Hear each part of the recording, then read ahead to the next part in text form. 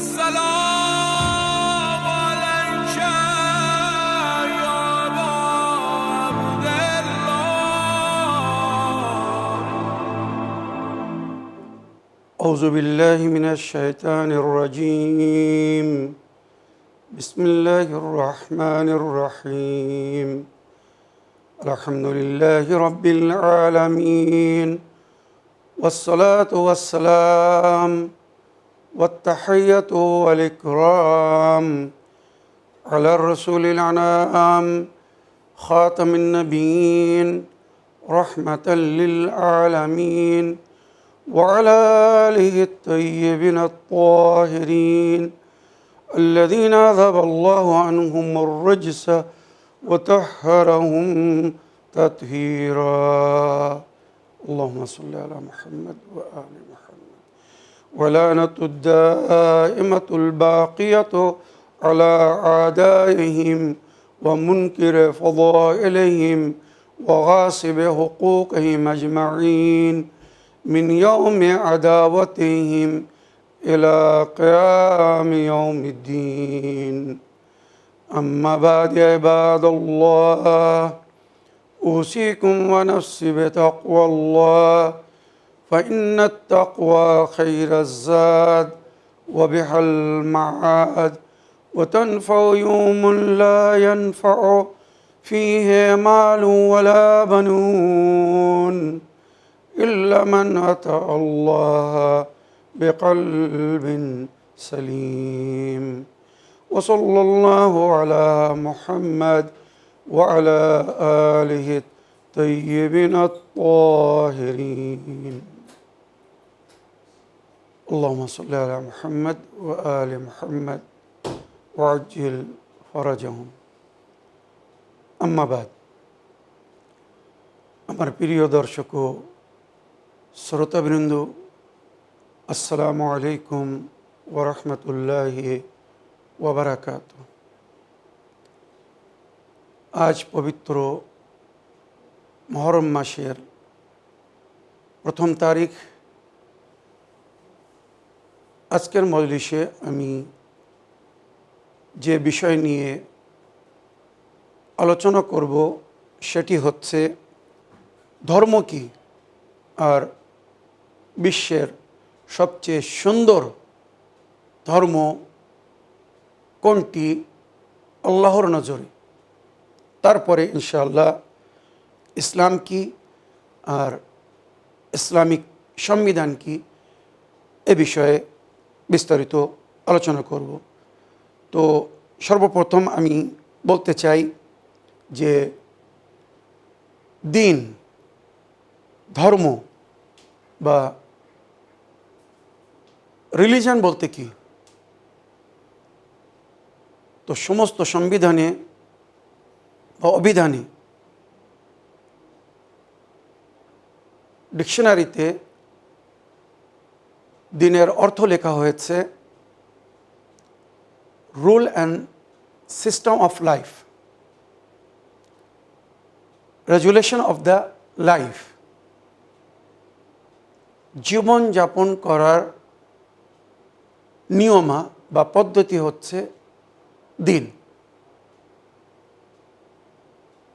আপনারা জানেন সমস্ত ধর্মের মানুষ যে যে ধর্মকে আপন করে রেখেছে সে সেই ধর্মের রুল অ্যান্ড সিস্টেম হিসাবে চলতে চায়, জীবনযাপন করতে চায়। তারপরেই সে ওই ধর্মের ধার্মিক গণ্য হবে বা ধার্মিক বলা হবে। যেমন আমরা ইসলাম ধর্ম পালন করি। তো Islamic rule and system, rule and রেগুলেশনকে যদি আমরা ফলো করি তাহলে আমরা এই ধর্মের ধার্মিক বা মুসলিম গণ্য হব।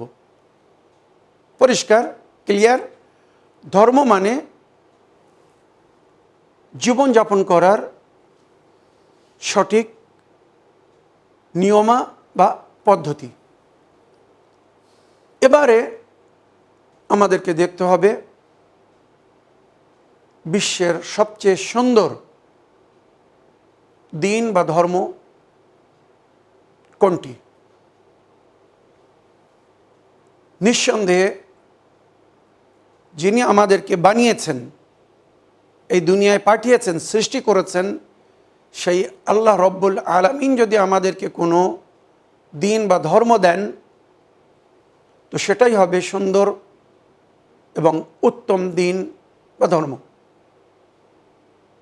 কেননা যিনি আমাদেরকে বানিয়েছেন উনিই জানেন যে আমাদেরকে কিভাবে জীবনযাপন করতে হবে বা কোন পদ্ধতিতে জীবনযাপন করলে আমরা সুস্থ স্বাস্থ্য এবং সুন্দর থাকব, সঠিকভাবে জীবনযাপন করতে পারব।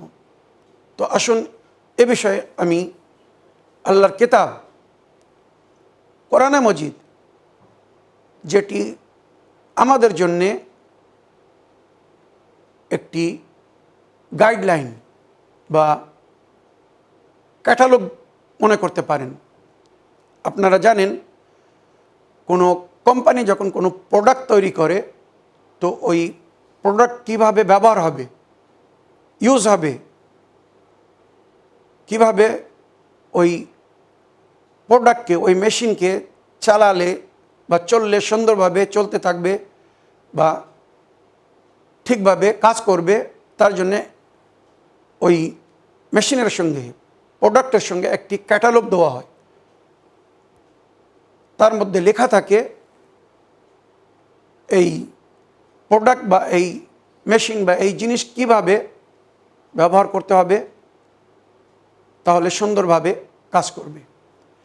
সেম ওই রকম আল্লাহ যখন আমাদেরকে তৈরি করেছেন, বানিয়েছেন, তো আমরা কিভাবে চলব বা কিভাবে চললে সঠিকভাবে চলতে থাকব, কি করতে হবে, কোনগুলো থেকে বিরত থাকতে হবে, এই সব কিছু আল্লাহ রব্বুল আলামিন পবিত্র কোরআনে আমাদের জন্যে লিখে দিয়েছেন। সুতরাং আসুন ওই কোরআনের আয়াত পড়ে বোঝার চেষ্টা করি যে আল্লাহ রব্বুল আলামিন আমাদেরকে বানিয়েছেন, সৃষ্টি করেছেন, তো জীবনযাপন করার জন্যে আমাদেরকে কোন দিন বা ধর্ম দিয়েছেন। তো এ বিষয়ে পবিত্র কোরআনে সূরা আলে ইমরান আয়াত নম্বর 19 আল্লাহ রব্বুল আলামিনের ইরশাদ হচ্ছে, ইন্নাদ-দীনা ইনদাল্লাহিল ইসলাম, আল্লাহর নিকটে একটাই মাত্র দিন, ইন্নাদ-দীনা ইনদাল্লাহিল ইসলাম, আর সেটা হচ্ছে ইসলাম। সঙ্গে সঙ্গে আমি সামান্য ব্যাখ্যা বা অর্থ বলবো, যাতে নন মুসলিমরা, অন্য ধর্মের জাতের মানুষরা যারা আমাদের বক্তব্য শুনছেন বা শুনবেন, তারা যেন বুঝতে পারেন ইসলাম মানে কি, কেন আল্লাহ নিজের বান্দাদের জন্যে এই ধর্মকে পছন্দ করেছেন, বা আল্লাহ নিজের বান্দাদের জন্যে যে ধর্মকে সিলেক্ট করেছেন, নিযুক্ত করেছেন, তার নাম কেন ইসলাম দিয়েছেন।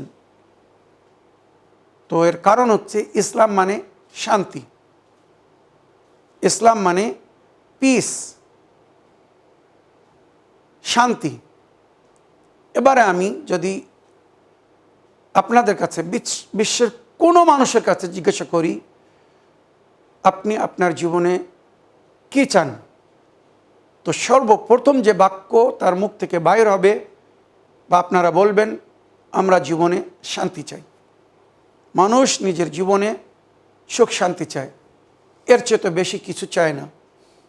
এবারে এই শান্তিকে বজায় রাখার জন্যে বা জীবনে সুখ পাওয়ার জন্যে হয়তো বিভিন্ন প্রকারের পদ্ধতি বা রাস্তাকে আপন করতে হয়, কিন্তু মূল ইচ্ছা বা টার্গেট থাকে শান্তি পাওয়ার, শান্তি রাখার বা শান্তিতে জীবনযাপন করার। সবাই যখন নিজের জীবনে শান্তি চায়, তো আল্লাহ নিজের বান্দাদের জন্যে সেই শান্তির দিনকেই পছন্দ করেছেন। আর আমাদের জন্যে কিছু সংবিধান দিয়েছেন, যেটাকে দ্বীনে ইসলামের সংবিধান, রুল অ্যান্ড রেগুলেশন বা rule and system of life বলা হয়েছে। মনে রাখবেন, এই ইলাহি সংবিধান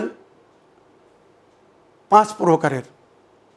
এই যে গভীর তথ্যগুলো আমি আপনাদেরকে দিচ্ছি বা দিতে থাকবো পরস্পর, সত্যি যদি একবার এগুলো আপনারা শুনে জেনে মেনে এর উপরে আমাল করেন, তো নিঃসন্দেহে আপনি এক হকিকি মুসলিম বা মুসলমান হতে পারবেন।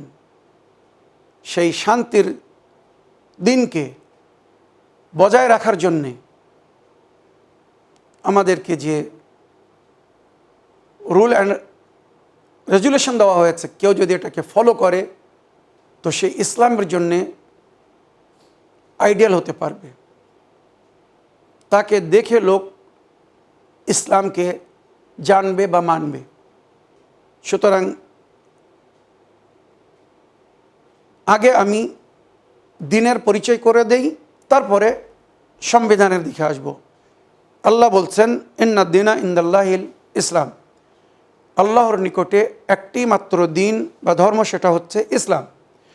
ওই সূরার আয়াত নম্বর 85-তে গিয়ে আল্লাহ রাব্বুল আলামিন বলছেন, মাঝখানে অনেক কিছু জিকির হয়েছে, তারপরে আল্লাহ বলছেন, ওমাই ইয়াবতাগি গায়রাল ইসলাম দীনান ফালাই ইয়াকবাল মিনহু, ইসলাম ছাড়া অন্য কোনো দিনকে, কোনো ধর্মকে কেউ যদি আপন করে তো আল্লাহ তার থেকে তার সেই দিন বা ধর্মকে মেনে নেবেন না, গ্রহণ করবেন না। পরিষ্কার আল্লাহ ডিক্লেয়ার করে দিয়েছেন, ইলাহি ডিক্লারেশন, ইসলাম আমি তোমাদের জন্যে অ্যাজ আ রিলিজন, ধর্ম বা দিন পছন্দ করেছি। এই দিনকে যদি কেউ আপন করে, এই ধর্মকে কেউ যদি মেনে চলে আর এর রুল অ্যান্ড সিস্টেমকে ফলো করে, সেই হবে আল্লাহর নজরে মুসলমান। আর ইসলাম ছাড়া, ওমাই ইয়াবতাগি গায়রাল ইসলাম দীনান ফালাই ইয়াকবাল মিনহু, ইসলাম ছাড়া অন্য কোনো দিনকে যদি কেউ আপন করে, ধর্মকে ফলো করে বা মানে, আল্লাহ তার থেকে সেই দিনকে মেনে নেবেন না। পরিষ্কার। হজরত আদম নবী থেকে শেষ নবী খাতমুল মুরসালিন হজরত মুহাম্মদ মুস্তাফা সাল্লাল্লাহু আলাইহি ওয়া আলিহি ওয়াসাল্লাম পর্যন্ত সমস্ত নবীরা কিন্তু শান্তির দিনের প্রচার করে গেছেন।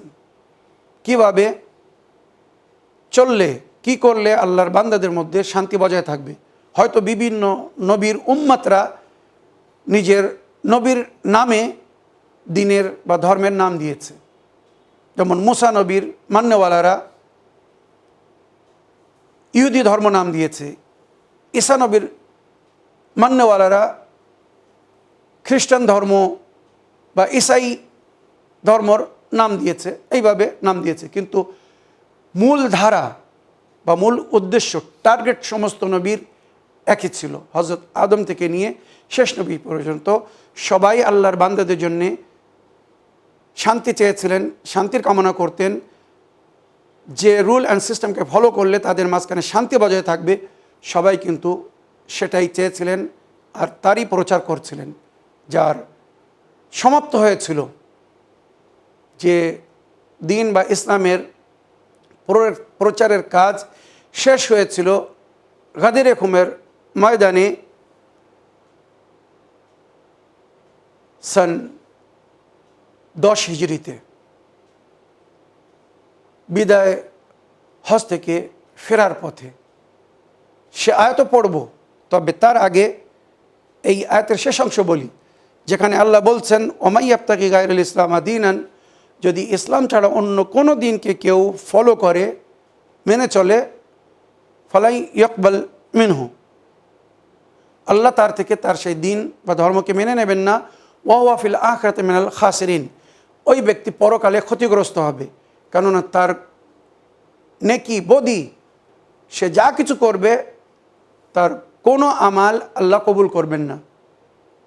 নেকি করলে তার কোনো জাযা পাবে না, বরং সে নিজের কর্মের বা ধর্মের যদি সে ভুল ধর্মকে পালন করে বা আপন করে রাখে তো তার জন্য সে ক্ষতিগ্রস্ত হবে।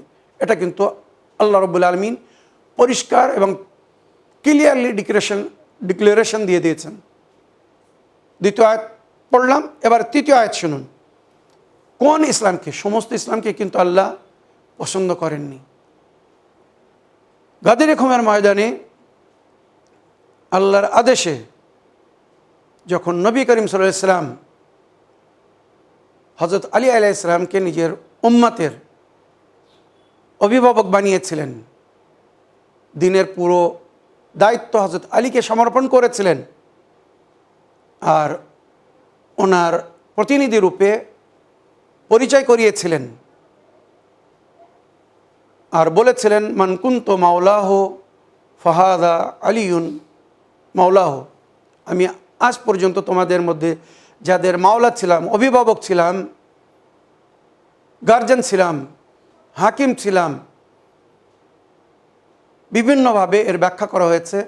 আজ থেকে এই আলী তার অভিভাবক, তার মাওলা, তার হাকিম, তার গার্জেন বা দিনের সমস্ত দায়িত্ব আমি আলীকে সমর্পণ করলাম।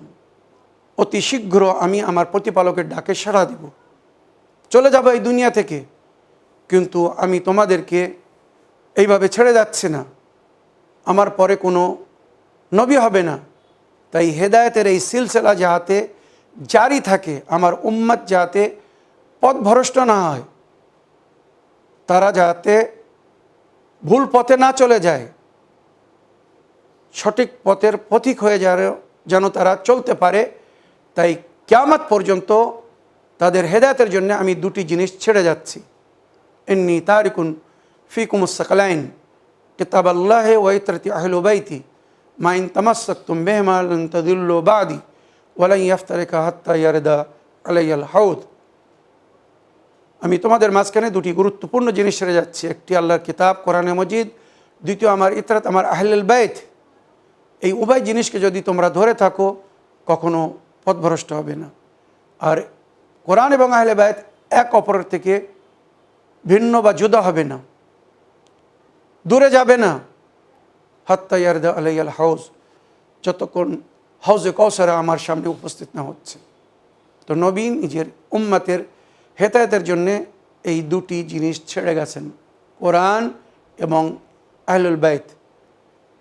আর গাদির খুমের ঘটনা যদি আপনারা নিজে চোখে দেখতে চান বা রওয়ায়াত যদি আপনারা পড়তে চান, তো আমি এখানে প্রায় মুসলমানদের 47টি বই থেকে সূত্র নিয়ে এসেছি। শুধু শিরোনাম আজ বলবো, ডিটেলস বলার সময় নেই। মহরমের পরে কোনো এপিসোডে আমি এই সমস্ত সূত্রের বইয়ের নাম, খণ্ড নম্বর, পৃষ্ঠা নম্বর, হাদিস নম্বর সব বলবো, কিন্তু মজলিসে এত ডিটেলসে যাওয়ার সুযোগ বা সময় নেই বলে শুধু আমি বইগুলোর নাম বলে দিচ্ছি।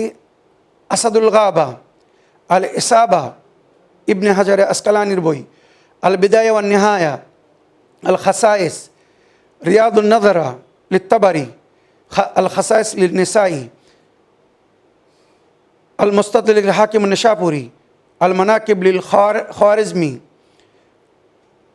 আসন আল মাতালিব শামসুদ্দিন আল জজরি, তারিখুল খলাফা লিল ইমাম আসিউতি, তারিখুল শাম ইবনে আসাকির, তাহদুবুল আসার, হিলিয়াতুল আউলিয়া, যাখায়রুল উকবা, শারুল মাযাহিব, শারুল মুসলিম, শার নাহজুল বালাগা লি আবিল হাদিদ, ফরাইদুস সিমতাইন, আল বাবুল আশির, কিফায়াতুল মুত্তালিব, কন্দুল উম্মাল, মাজমাউজ জাওয়ায়েদ, মুরাওয়াজিজ যাহাব লিল মাসউদি, মুসনাদ আহমদ ইবনে হাম্মাল, মাতালিবুস সুউল।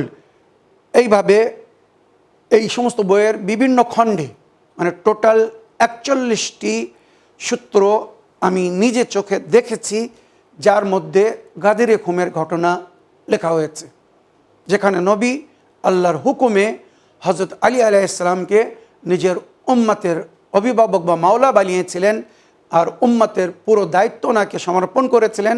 ওনার পরে ওনার মাসুম সন্তানরা, মানে নবীর পরে 12 জন ইমাম কিয়ামত পর্যন্ত কোরআনের সঙ্গে থেকে ওনারাই কোরআনের ব্যাখ্যা করবেন, তাফসির করবেন, আয়াতের বিবরণ বলবেন, বিশ্লেষণ করবেন। যুগ হিসেবে, সময় হিসেবে এই দায়িত্ব আল্লাহর তরফ থেকে ওনাদেরকে দেওয়া হয়েছে। তো এই যে সূত্রগুলো বললাম, এর বিস্তারিত আলোচনা ইনশাল্লাহ আমি পরে করব। তবে এবারে আমি যেটা বলতে চাচ্ছি যে আল্লাহ রাব্বুল আলামিন নিজের নবীকে আদেশ করলেন, ইয়া আইয়ুহা রাসূল বাল্লিগ মা উনজিলা ইলাইকা মির রাব্বিক ওয়া ইল্লাম তাফআল ফামা বাল্লাগতা রিসালাতা ওয়াল্লাহু ইয়াসিমুকা মিনান নাস। এই আয়াত প্রাপ্ত করার পরে নবী করিম সাল্লাল্লাহু আলাইহি ওয়াসাল্লাম গাদির খুমের ময়দানে হযরত আলী আলাইহিস সালামের যখন বেলায়েতের ঘোষণা করলেন আর বললেন আল্লাহর দিন আজ পরিপূর্ণ হলো, এরপরে আল্লাহর কাছে 2 হাত তুলে আল্লাহ নবী দোয়া করেছিলেন, আল্লাহুম্মা ওয়া আলিমান ওয়ালা, আল্লাহ তুমি তাকে ভালোবেসো যে আলীকে ভালোবাসবে। ওয়ানসুর মান নাসারাহ, তুমি তার মদত করো যে আলীর মদত করবে। ওয়াহদুল মান খাদালাহ, আর যে আলীকে লজ্জিত করবে বা লজ্জিত করার চেষ্টা করবে, আল্লাহ তুমি তাকে লজ্জিত করো, তাকে জলিল করো। ওয়া আদেমান আদাহ, আর যে আলীর সঙ্গে দুশ্মনী করবে, আল্লাহ তুমি তার সঙ্গে দুশ্মনী করো, তুমি তাকে উপযুক্ত শাস্তি বা সাজা দিও। বিস্তারিত দোয়া নবী করলেন। যেই নবীর দোয়া শেষ হয়েছে, আল্লাহর তরফ থেকে জিবরিল আমিন এই আয়াত নিয়ে এসেছেন, আল-ইয়াওমা আকমালতু লাকুম দীনাকুম ওয়া আতমামতু আলাইকুম নি'মাতি ওয়া রাদিতু লাকুমুল ইসলামা দীনা। সূরা মায়দা আয়াত নম্বর 3। আজ আমি তোমাদের জন্যে দিনকে পরিপূর্ণ করলাম। আমি যে দিন তোমাদেরকে দিয়েছিলাম ইসলাম, যার প্রচারের জন্যে 1,24,000 নবী পাঠিয়েছিলাম, সেই নবীদের পরিশ্রম মেহনত আজ পরিপূর্ণ হলো, সাফল্য হলো। আজ আমি দিনকে পরিপূর্ণ করলাম। আল-ইয়াওমা আকমালতু লাকুম দীনাকুম ওয়া আতমামতু আলাইকুম নি'মাতি, আমার নে'মাতকে আমি সমাপ্ত করলাম। ওয়া রাদিতু লাকুমুল ইসলামা দীনা, আর এই দিনে ইসলামকে আমি তোমাদের জন্য পছন্দ করলাম অ্যাজ আ রিলিজন, একটি দিন বা ধর্মরূপে এই দিনে ইসলামকে আমি তোমাদের জন্য পছন্দ করলাম, যার শেষ হওয়ার মোহর ওয়ালায়াতের সঙ্গে সমাপ্ত হলো। মনে রাখবেন, যে ইসলামের মধ্যে গাদির বা ওয়ালায়াত নেই, সে ইসলাম কিন্তু ইনকমপ্লিট, অসম্পূর্ণ। আর সেই ইসলামকে আল্লাহ কখনো পছন্দ করেননি বা করবেন না। তাদের থেকে তাদের সেই দিন, ধর্ম, মাযহাবকে আল্লাহ মেনে নেবেন না।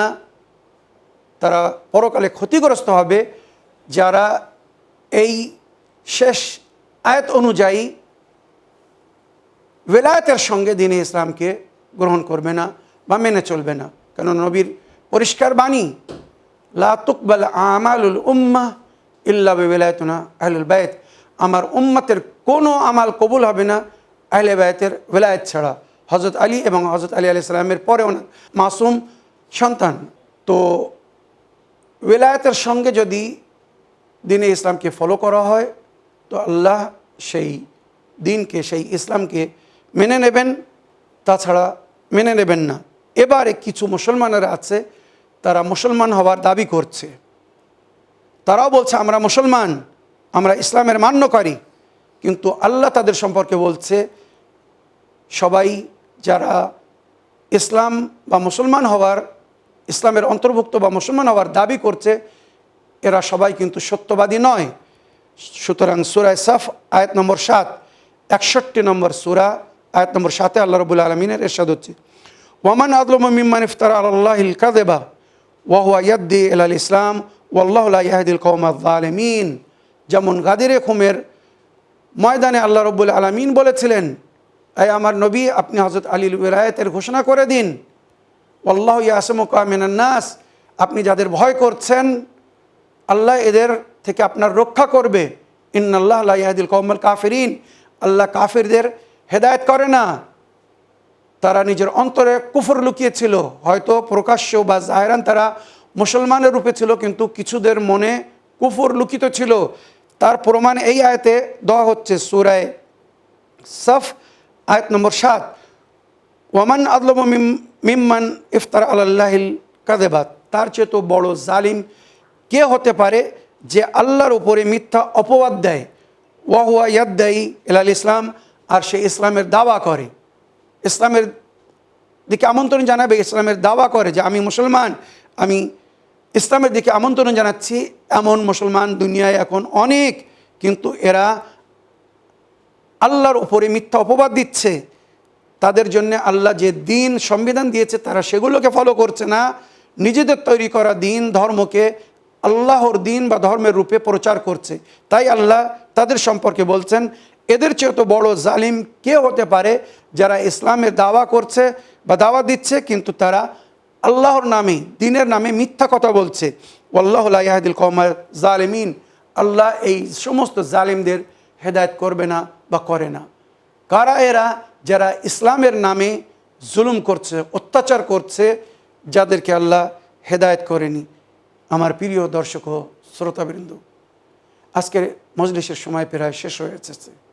তাই ইলাহি সংবিধান যেগুলোকে আমাদেরকে ফলো করতে হবে, এই যে দিন আল্লাহ আমাদেরকে দিয়েছেন, এই যে ইসলাম দিয়েছেন, এই ইসলামকে জানতে হবে, মানতে হবে। এই দিনের সংবিধান বা শরিয়তের রুল অ্যান্ড সিস্টেমকে ফলো করতে হবে, জেনে শুনে মেনে তার উপরে আমল করতে হবে। তারপরে আমরা হাকিকি মুসলমান হতে পারবো, বা আল্লাহর নজরে আমাদের এই দিন, আমাদের এই ইসলাম মনোনীত বা পছন্দিত হবে। এই দিনে ইসলামের উপরে যখন বিপদ আসলো, আর মুসলমানদের মধ্যেই এক বড় তবকা, একটি বড় সংখ্যা ইসলাম বিরোধী কাজ করা শুরু করলো, দিনের নামে বেদিনী ছড়ানো শুরু করলো, অবৈধকে বৈধ করা শুরু করলো, আর বৈধকে অবৈধ ঘোষণা করছিল। এর বিবরণ ইনশাল্লাহ আগে বলবো। সেই এজিদি মুসলমানদের বিরুদ্ধে ইমামে হোসেন আলাইহিস সালাম ইসলামের রক্ষার স্বার্থে, ইসলামিক সংবিধানকে বাঁচানোর জন্যে মদিনা থেকে রওনা হয়েছিলেন। যখন এজিদের চিঠি আসলো তার গভর্নরের কাছে, আর এজিদ সেই চিঠিতে লিখেছিল, হোসেনকে বলো আমার বায়াত করার জন্যে, আর যদি আমার বায়াত না করে তো তাকে শিরশ্চিত করে দাও, তার মাথা কেটে আমার দরবারে পাঠিয়ে দাও। ইমাম হোসেন আলাইহিস সালাম যখন এই পেগাম পেলেন, উনি পরিষ্কার বললেন, মিসলি লা ইউবা এ মিসলো, আমার মতো ব্যক্তি ওর মতো ব্যক্তির, মানে এজিদের মতো ব্যক্তির কখনো বায়াত করতে পারে না। আমি আল্লাহর নবীর প্রতিনিধি, আল্লাহর দিনের দায়িত্ব আমাকে দেওয়া হয়েছে। আমি কি করে এক বেদিনের হাতে বায়াত করতে পারি যে আল্লাহর দিনকে, এই সংবিধানকে মুছে ফেলতে চায়, নামাজ পড়তে যে মানা করছে, মদ পান করাকে সে বৈধ করছে। সুতরাং ইমাম হোসেন আলাইহিস সালাম নিজের নানার কবরের উপরে আসছেন, এসে বলছেন, নানা যান, এবারে সেই ওয়াদা পুরো করার সময় হয়ে গেছে। নানা যান, আমাকে দোয়া দিন, আশীর্বাদ দিন, আমি যেন নিজের উদ্দেশ্যে সফল হতে পারি। আমি যেন আপনার পরিশ্রম, আপনার মেহনতকে বাঁচাতে পারি, দ্বীনে ইসলামকে, ইসলামিক সংবিধানকে যেন আমি রক্ষা করতে পারি। নানার কবর থেকে বিদায় হয়ে মায়ের কবরের উপরে আসলেন। আম্মি যান, আমি জানি আপনি বাল্যকাল থেকে, শিশুকাল থেকে আমাকে বড় কষ্ট করে যত্নের সঙ্গে লালন পালন করেছিলেন। সারা জীবন আমার দীর্ঘজীবী হওয়ার জন্য আল্লাহর কাছে দোয়া করেছিলেন। কিন্তু আমার নানার দিন, আমি যদি না যাই তো বাঁচবে না। আম্মি যান, আমাকে অনুমতি দিন, আমি আমার নানার দিনের রক্ষার সাথে যেতে চাচ্ছি। মায়ের কবর থেকে আওয়াজ আসছে, আমার লাল হোসেন তুমি যাও, আমি তোমাকে মানা করতে পারছি না, কেননা আমার বাবার দিন, এলাহি সংবিধান যদি না থাকে তো কিছু থাকবে না। তাই তুমি অবশ্যই যাও, তবে তুমি একা যাবে না। তুমি যেখানে যাবে তোমার মায়ের রূহ তোমার সঙ্গে থাকবে, সবসময় আমি তোমাকে দোয়া দিতে থাকবো। সুতরাং কালকের মাসাবে বলবো, যখন কারবালার ময়দানে ইমামে হুসাইন আলাইহিস সালাম পৌঁছেছিলেন, তো বিবি জাইনব কোনো বিবির কান্নার আওয়াজ শুনে ইমামে হুসাইন আলাইহিস সালামের কাছে এসে জিজ্ঞাসা করলেন, এই ভাইয়া, যখন থেকে আমরা কারবালার জমিনের উপরে এসেছি কোনো বিবির কান্নার আওয়াজ আসছে, আমি বুঝতে পারছি না কে কাঁদছে। ইমাম হুসাইন আলাইহিস সালাম তখন বললেন, বেহেন জাইনব, এবারে যখন কান্নার আওয়াজ আসবে আমাকে ডেকে নিয়ে যাবে। যখন আওয়াজ আসলো, বিবি জাইনব ইমাম হোসেনকে ডেকে নিয়ে যাচ্ছেন। ইমাম হোসেন কান্নার আওয়াজ শুনে বললেন, এই বোন, বাল্যকালে মাতাহারা হয়েছিলে, তুমি হয়তো মায়ের আওয়াজ চিনতে পারোনি বা চিনতে পারছো না, উনি আমার মা ফাতেমা। সুতরাং মা ফাতেমা নিজের ওয়াদাও পুরো করছিলেন, যেখানে যাচ্ছিলেন সঙ্গে ছিলেন। ইতিহাস লিখেছে ইমামে হুসাইন আলাইহিস সালাম মাওলা আব্বাসকে এবং আলী আকবরকে দায়িত্ব দিলেন, সবাইকে আমারির উপরে সওয়ার করো, ঘোড়ার পিঠে সওয়ার করো, প্রস্থানের সময় হয়ে গেছে। সবাই সওয়ার হয়ে গিয়েছে, শুধু আলী আসগর আসছে না। জনাবে আলী আসগর জনাবে সোগরার কোলের উপরে আছে। জনাবে সোগরা অসুস্থ ছিলেন বলে ইমাম হোসেন আলাইহিস সালাম নিজের ওই কন্যাকে সাথে নেননি। জনাবে সোগরা বললেন, বাবা যান, আমি ওয়াদা করছি আমি রাস্তায় কোনো জ্বালাতন করব না, কিছু বলবো না, কোনো জিনিসের দাবি করব না, আমাকে সঙ্গে নিয়ে চলুন, আমাকে ছেড়ে যাবেন না। ইমাম হোসেন আলাইহিস সালাম বললেন, এই বেটি, এক তো তুমি অসুস্থ, দ্বিতীয় কারবালার ঘটনা আমি আমার চোখে দেখছি, যেগুলো হবে আমার পরে। আমি সব কিছু সইতে পারি, কিন্তু আমার মায়ের মাথা থেকে যদি কেউ পর্দা কেড়ে নেয় আমি সেটা সইতে পারবো না। ও আমার সোগরা, তুমি আমার মায়ের স্মৃতি, আমার মায়ের রূপ, তোমার মাথা থেকে যদি কেউ পর্দা কেড়ে নেয় আমি সইতে পারবো না, তাই আমি তোমাকে সঙ্গে নিয়ে যেতে পারছি না। সুতরাং কোলে আলী আসগর ছিল, সমস্ত বিবিরা আলী আসগরের মা এসে বলছে, সোগরা দাও, আলী আসগরকে দাও, যাওয়ার সময় হয়ে গেছে।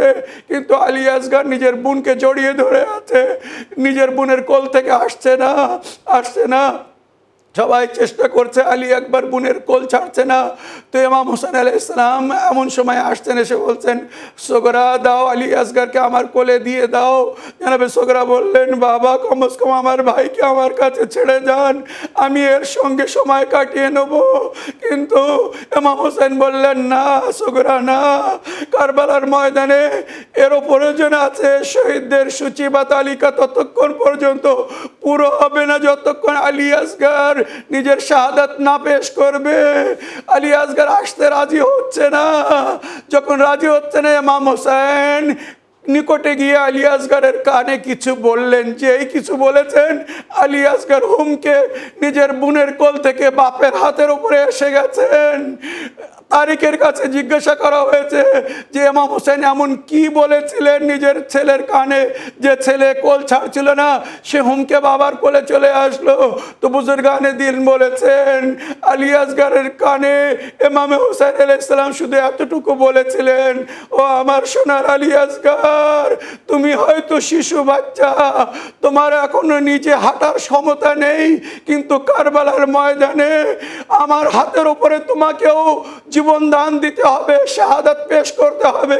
তোমার শাহাদাতবিহীন কারবালার শহীদদের সূচি বা তালিকা পুরো হবে না। যেই আলী আসগর এই কথা শুনলেন, শাহাদাত পেশ করার জন্যে বোনের কোল ছেড়ে পিতার কোলে চলে আসলেন।